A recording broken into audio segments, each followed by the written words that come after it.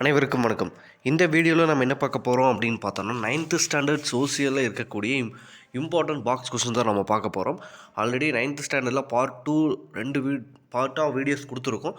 இப்போ வந்து பார்ட் 3ல் இருக்கக்கூடிய பாக்ஸ் கொஸ்டின்ஸ் வந்து நம்ம கண்டினியூஸாக தான் பார்க்க போகிறோம். ஓகேங்களா? அதுக்கு முன்னாடி நம்ம சேனல் இப்போ நீங்கள் வீடியோ பார்க்குறீங்க அப்படின்னா மறக்காமல் சப்ஸ்கிரைப் பண்ணிடுங்க. பாக்ஸ் கொஸ்டின் பொறுத்தளவுக்கு ரொம்பவே முக்கியங்க. ஏன்னா நம்ம எக்ஸாம்ஸில் வந்து டிஎன்பிஎஸ்சியில் பாக்ஸ் கொஸ்டின்ஸ்லேருந்து அதிகமான கண்டென்ட் வருது. அப்படிங்கும்போது நம்ம பாக்ஸ் கொஸ்டின்ஸை மட்டுமே தொகுத்து வீடியோவாக கொடுத்துட்டு வந்துட்டுருக்கோம். சரிங்களா? இந்த வீடியோஸ் ஃபுல்லாகவே நீங்கள் பார்த்தீங்கனாலே உங்களுக்கு ஓரளவுக்கு பாக்ஸ் கொஸ்டின்ஸ் வந்து நம்ம எல்லாமே கவர் பண்ண மாதிரி தான் இருக்கும். சரிங்களா?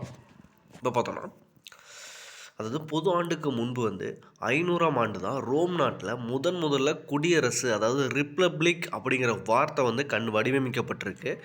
இந்த வார்த்தை அதாவது லத்தீன் மொழி சொல்லிலிருந்து பெறப்பட்டது. இந்த சொல் பார்த்தா ரிப்பப்ளிக் அப்படிங்கிறது பார்த்தோன்னா லத்தீன் மொழி சொல்லிலிருந்து பெறப்பட்டது. அதை என்ன சொல்லுவாங்கன்னா ரெஸ் பப்ளிக்கா அப்படிங்கிறதா ரிப்பப்ளிக் அப்படிங்கிறது தான் மாற்றிருக்காங்க. இதன் பொருள் பார்த்தோன்னா பொது விவகாரம், பப்ளிக் மேட்டர் அப்படின்னு சொல்லுவாங்க.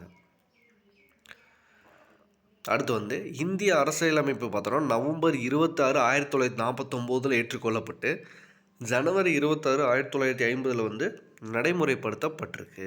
எனவே ஜனவரி 26ஆம் நாள் வந்து 1950ஆம் ஆண்டு இந்தியா குடியரசு நாடாக அறிவிக்கப்பட்டது. இது ரொம்பவே இம்பார்ட்டன்ட். ஓகேங்களா?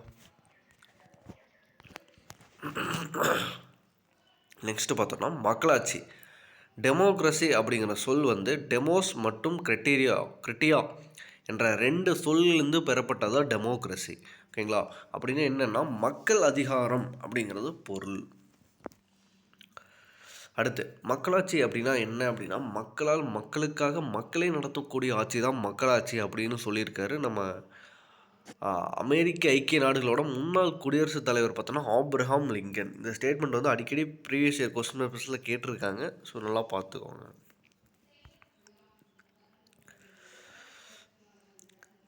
அடுத்து நம்ம நாடாளுமன்றம் வந்து எப்போ வடிவமைச்சாங்க, யார் வடிவமைச்சாங்க அப்படிங்கிறது வந்து ரொம்பவே இம்பார்ட்டன்ட்.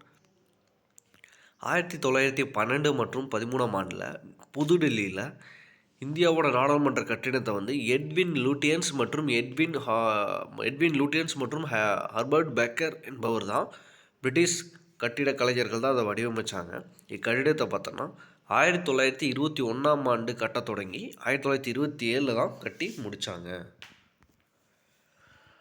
அடுத்து பொது தேர்தல்கள் பார்த்தோன்னா 1920 பற்றின பொது தேர்தல்கள் வந்து இம்பீரியர் கவுன்சில் எனும் ஒரு மத்திய சட்டசபைக்கும் மாகாண சட்டசபைக்கும் தேவையான உறுப்பினர்களை தேர்ந்தெடுக்க தான் 1920ஆம் ஆண்டு 20ஆம் ஆண்டு பிரிட்டிஷ் இந்தியாவில் முதல் பொது தேர்தல் நடைபெற்றது. இது வந்து எப்படி கேட்குறாங்கன்னா பிரிட்டிஷ் இந்தியாவில் முதல் பொது தேர்தல் எந்த ஆண்டு நடைபெற்றது அப்படின்னு கேட்கலாம். ஓகேங்களா? 1920. இதில் தான் பெண்களுக்கு முதல்ல ஓட்டுரிமை அளிச்சிருப்பாங்க இந்தியாவில்.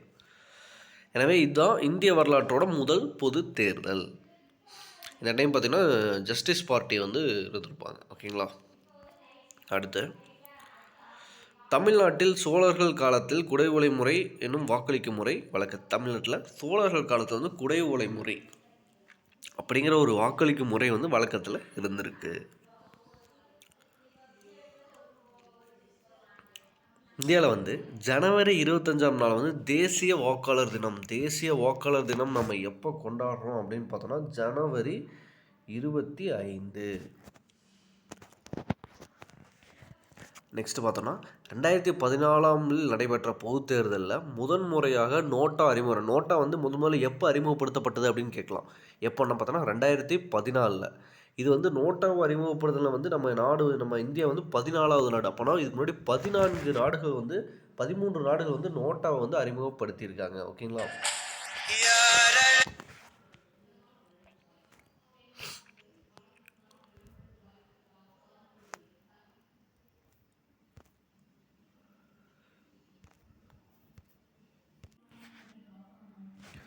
அடுத்து பார்த்தோன்னா மின்னணு வாக்குப்பதிவு, எலக்ட்ரானிக் ஓட்டிங் மிஷின் பார்த்தோன்னா முதல்ல எப்போ அறிமுகப்படுத்துனாங்க அப்படின்னு பார்த்தோன்னா 2014ஆம் ஆண்டு பொது தேர்தலெலாம் இந்திய தேர்தல் ஆணையம் வந்து எலக்ட்ரானிக் ஓட்டிங் மிஷின் வந்து அறிமுகப்படுத்துகிறாங்க.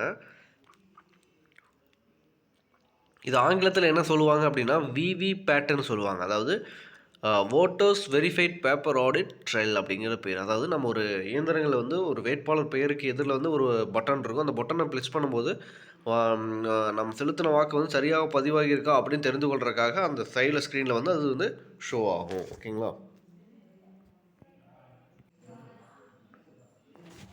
அடுத்து பார்த்தோன்னா, ஒரு ஆண்டில் நாட்டின் புவியியல் எல்லைக்குள் குறிப்பிட்ட காலத்துக்குள்ள வந்து உற்பத்தி செய்யப்பட்ட பொருள்கள் மற்றும் பணிகளோட மொத்த மதிப்பு தான் மொத்த உள்நாட்டு உற்பத்தி. மொத்த உள்நாட்டு உற்பத்தி அப்படின்னா என்ன அப்படிங்கிறது வந்து ஒரு ஆண்டில் ஒரு புவியியல் எல்லைக்குள்ளே ஒரு குறிப்பிட்ட காலத்தில் உற்பத்தி செய்யப்பட்ட பொருள்கள் மற்றும் பண்டங்களோட ஒரு மதிப்பு தான் உள்நாட்டு உற்பத்தி. அடுத்து பார்த்தோம்னா, இந்தியாவில் மனித வளங்களின் வளர்ச்சிக்கு வந்து மனிதவள மேம்பாட்டு அமைச்சகம் தான் பொறுப்பாக இருக்குது. மனிதவள மேம்பாட்டு அமைச்சகத்தோட தலைமையகம் எங்கே இருக்குது அப்படின்னு பார்த்தோன்னா, புதுடெல்லியில் சாஸ்திரி பவனில் அமைஞ்சிருக்கு. ஐநா நாடுகளின் வளர்ச்சி திட்டத்தால் வந்து உலகின் மனித வளர்ச்சி அறிக்கை வந்து தயாரிக்கப்பட்டு வெளியிடப்படுகிறது. யாரால் தயாரிக்கிறாங்கன்னா, ஐநா நாடுகளின் வளர்ச்சி திட்டத்தால் வந்து உலகின் மனித வளர்ச்சி அறிக்கை வந்து தயாரிக்கப்பட்டு வெளியிடப்படுகிறது. அடுத்து தமிழ்நாட்டில் கல்வியறிவு விகிதம் பார்த்தோன்னா தென் மாநிலங்களில் 2வது இடத்தை பிடிச்சிருக்காங்க. தமிழ்நாட்டின் கல்வியறிவு விகிதம் தேசிய சராசரியை விட அதிகமாக இருக்குது. ஆனால் தென் மாநிலங்கள் தான் 2வது இடத்துல பிடிச்சிருக்காங்க. உயர்கல்வி சேர்க்கையும் இந்தியாவில் வந்து மிக ஒரு உயர்ந்தமான ஒரு நிலையில் தான் இருக்குது. அடுத்து இடைக்கால சுற்றுலா காலத்தில் இடைக்கால வரலாற்று காலத்தில் இந்தியாவில் டெல்லி சுல்தான் பீரியடில் இருந்த ஃபெரோஷா துக்ளக் அவர் தான் வேலைவாய்ப்பின்மை சிக்கலை தீர்ப்பதற்காக வேலைவாய்ப்பு அலுவலகத்தை அமைச்சார். இது வேலைவாய்ப்பு அலுவலகத்தை அமைத்த டெல்லி சுல்தான் யாருன்னு கூட இந்த கொஸ்டின்ஸ் கேட்டிருக்காங்க. ஃபெரோஷா துக்ளக். ஓகேங்களா? ஓகே, இப்போ பார்த்தோன்னா பேலன்ஸ் 9th ஸ்டாண்டர்டில் 3rd வீடியோ வந்து முடிச்சிருக்கோம். 3rd பார்ட்டாக முடிச்சிருக்கோம். இன்னும் அப்கமிங் வீடியோஸில் வந்து 9th ஸ்டாண்டர்ட் வந்து கம்ப்ளீட் பண்ணிடலாம். ஓகேங்களா? ஆல்ரெடி நம்ம வந்து 6th-லேருந்து 8th வரைக்கும் 9th வரைக்கும் வீடியோஸ் கொடுத்துருக்கோம். சோசியல் சயின்ஸ்லையும் சாயின்ஸில் பார்த்தோன்னா 6th-லேருந்து 10th வரைக்குமே பாக்ஸ் கொஸ்டின்ஸ் வீடியோஸ் கொடுத்துருக்கோம். நீங்கள் வந்து வீடியோ கொடுக்கலாம், டிஸ்கிரிப்ஷனில் வீடியோ லிங்க் கொடுக்குறேன், மறக்காமல் போய் பார்த்துக்கோங்க. ஓகேங்களா? ஓகே, இந்த வீடியோ உங்களுக்கு யூஸ்ஃபுல்லாக இருந்தால் மறக்காமல் லைக் பண்ணுங்கள், ஃப்ரெண்ட்ஸ் ஷேர் பண்ணுங்கள். வீடியோ சந்திப்போம். தேங்க்யூ.